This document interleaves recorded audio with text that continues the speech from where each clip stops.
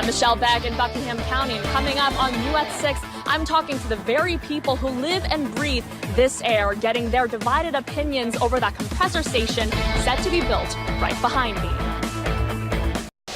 Hey Rick, I'm at Preston and McIntyre, where this emergency rally is one among hundreds happening tonight across the nation. Guys, the owner of this mobile home was not inside when he received the devastating phone call at 4 this morning. He tells me off camera, forget about the materials and the memories. He's just glad nobody got hurt. This talk was, of course, in light of now Supreme Court Justice Brett Kavanaugh swearing in. Hey, Dan and Tara, it is election night at UVA. These students behind me are keeping a close eye on the national race. It's like a scene from a children's movie, Three Bears in a Neighborhood. Just look behind me through those leaves. Those bears have been hanging in that tree for about 7 hours now.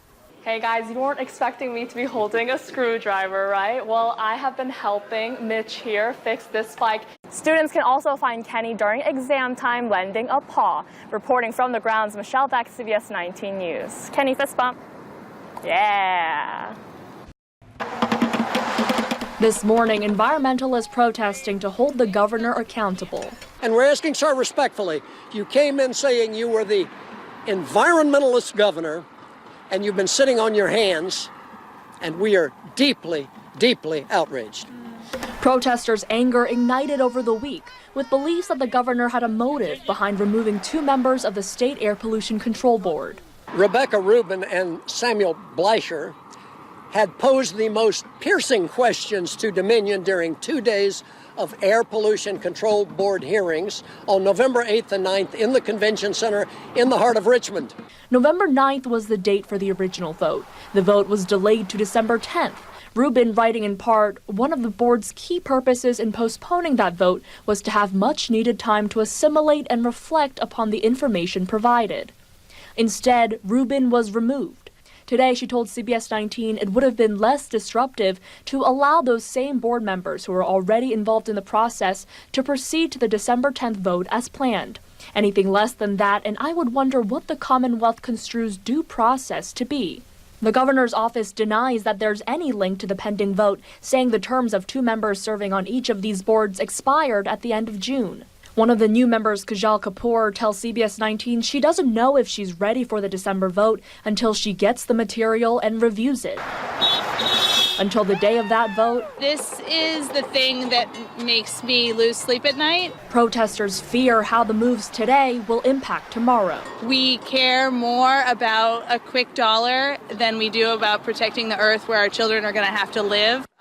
Ahead of the December vote, Dominion Energy says that it's confident the board will approve of this permit, which has, quote, the strongest environmental protections of any compressor station in the country. Live in the Satellite Center, Michelle Baik, CBS 19 News. You have no idea what my people go through each and every day. This is #WhileBlack, a play about 3 black friends struggling with a white cafe manager. I'm going to have to ask you one time, politely, to leave, or I'll be happy to call the authorities. 17-year-old Kayla Scott wrote the play, drawing from her own encounters with racial profiling in various guises. Whether it's walking into a store and being followed, or feel as if when you go to get proper medical treatment and they turn you away, and it's the matter of life and death, and they turn you away. With this emotion-packed piece, the Monticello High Theater program took home first place last weekend at a statewide festival. These kids have a great way of convincing and opening minds. And scene.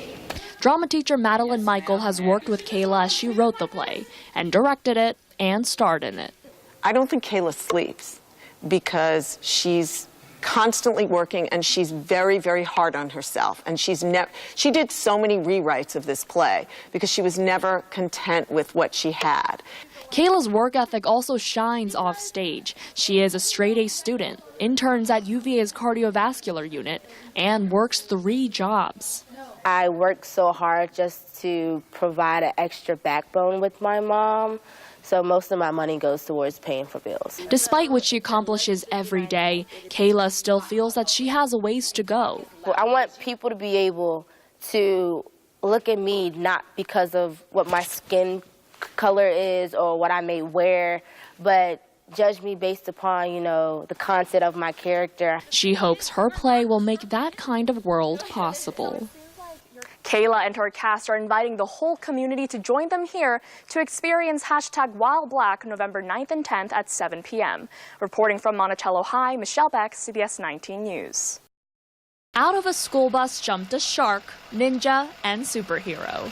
These characters in costume plus 60 of their friends made a special appearance at a local nursing center. Happy Halloween! The kindergartners of Meriwether Lewis Elementary performed for residents of the Laurels.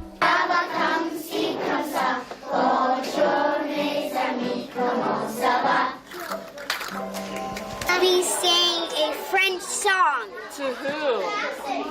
The grandmas and grandpas. The songs and the occasional dance made up the first project in a new community service program involving all grade levels at Meriwether Lewis. I believe that children are not too young to start serving the community when they're really little. Music teacher Cheryl Wetmore Simpson spent the last couple of months preparing the kids for their big day. It's been about 2 weeks every day whenever they see me, asking whether that was the day, today is the day that they get to come to sing for the grandmas and grandpas. Today was the day Audrey Shepard got lunch and a show. I love the children. They were so cute. For those who couldn't make their way to the dining room, the kids even made rounds to spread the musical joy. Did you guys prepare? Did you practice a lot for this? Yes. Yeah, how much practice did you do? We had lots. Their hard work making them the sweetest little treat in Trick or Treat. Yeah, adorable, right? One of the nurses told me that the Laurels has been packed with events this season, different parts of the community coming together to uplift our seniors. Live in the studio, Michelle Beck, CBS 19 News.